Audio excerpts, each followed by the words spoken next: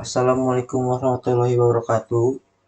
Perkenalkan, nama saya Saran Oli Fadila. Saya dari kelas EF 4503, NIM saya 1301231338. Saya akan menjelaskan tentang alam dan manusia. Pertama, saya akan menjelaskan tentang manusia. Pengertian manusia itu terdapat pada ayat Al-Quran mengenai penciptaan. Allah menciptakan jasad manusia dari berbagai macam unsur kimiawi yang ada pada tanah. Ayat-ayat Quran yang menyebutkan manusia diciptakan dari tanah pada umumnya hanya dipahami secara lahiriah aja. Allah Subhanahu wa taala berasal dari tanah karena Allah Maha Kuasa. Segala sesuatu pasti dapat terjadi, bukan manusia yang pertama diciptakan. Eh, Maksud dari kata itu,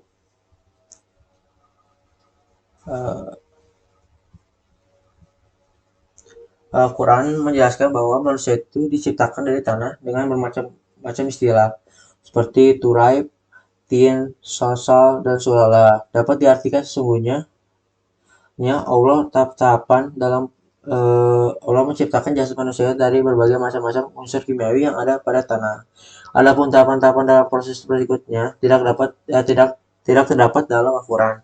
Secara rinci, ayat Al-Quran yang menyebutkan manusia diciptakan dari tanah itu pada umumnya hanya dipahami secara ilmiah saja gitu, secara lahiriah aja. Menimbulkan pendapat sesungguhnya manusia diciptakan oleh Allah Subhanahu wa taala, berasal dari tanah karena Allah Maha Kuasa, segala sesuatu pasti dapat terjadi.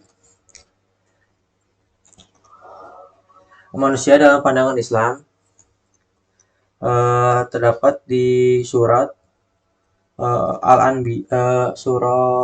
Al-Azab ayat 72 yang berbunyi, Inna aradna amanah ala samawati wal ard wal jibali fa'a baina ayah milna wa asfaqna minha wa hamalaha insan innahu kana zaluman jahula, yang berarti sesungguhnya kami telah menawarkan amanat kepada langit, bumi, dan gunung-gunung, tetapi semuanya enggan untuk memikul amanat itu, dan mereka khawatir tidak akan melaksanakan berat, lalu dipikulah amanat itu oleh manusia. Sungguh manusia itu sangat zalim dan sangat bodoh. Uh, dan saya akan menjelaskan tentang alam semesta. Keterkaitan Islam dan alam semesta. Jagat raya ini adalah sebuah massa atau susunan unsur-unsur itu berada dalam bentangan. Pada hakikatnya, alam semesta haruslah dipahami sebagai wujud dari keberadaan Allah Subhanahu wa taala. Sebab Allah semesta dan seluruh isinya serta hukum-hukumnya tidak ada tanpa keberadaan Allah yang Maha Esa. Allah adalah pemilik mutlak dari alam semesta dan penguasa alam semesta serta pemeliharaannya. Yang Maha Pengasih sebagai penciptaannya, Allah semesta ini menyerah kepada kehendak Allah dan memuji Allah. Pelestarian alam semesta terbagi menjadi 4. Pertama, respect for nature. Sesuai dengan tujuan tersebut, maka sudah sewajarnya apabila Islam menjadi pelopor bagi pengelolaan alam dan lingkungan sebagai manifestasi dari rasa kasih bagi alam semesta tersebut, dan terdapat di surat Al-Anbiya ayat 107 yang berbunyi, Bismillahirrahmanirrahim, wa ma arsalna ka illa rahmatal lil alamin, yang artinya, dan kami tidak mengutus engkau Muhammad mereka untuk menjadi rahmat bagi seluruh alam. Dan yang kedua, moral responsibility for nature. Sesuai dengan firman Allah dalam surat Al-Baqarah, artinya, ingatlah ketika Tuhanmu berfirman kepada malaikat, sesungguhnya aku berhendak menjadikan seorang khalifah di muka bumi. Kenyataannya, ini saja melahirkan sebuah prinsip moral bahwa manusia mempunyai tanggung jawab baik terhadap alam semesta seluruhnya dan integritasnya.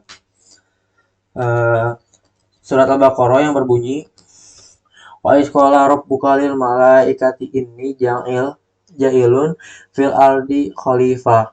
Qalu ataj'alu fiha may yufsidu fiha wa yasfiku dima wa nahnu nusabbihu bihamdika wa nuqaddisu lak.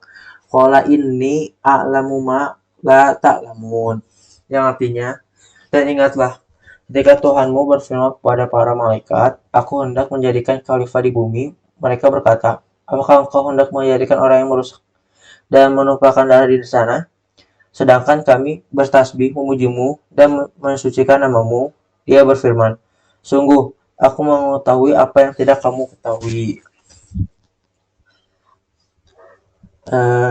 Dan yang ketiga, cosmic solidarity. Prinsip solidaritas muncul dari kenyataan bahwa manusia adalah bagian integral dari alam semesta. Selain itu, dalam perspektif ekofeminisme, manusia mempunyai kedudukan sederajat dengan alam dan semua makhluk lain di alam ini.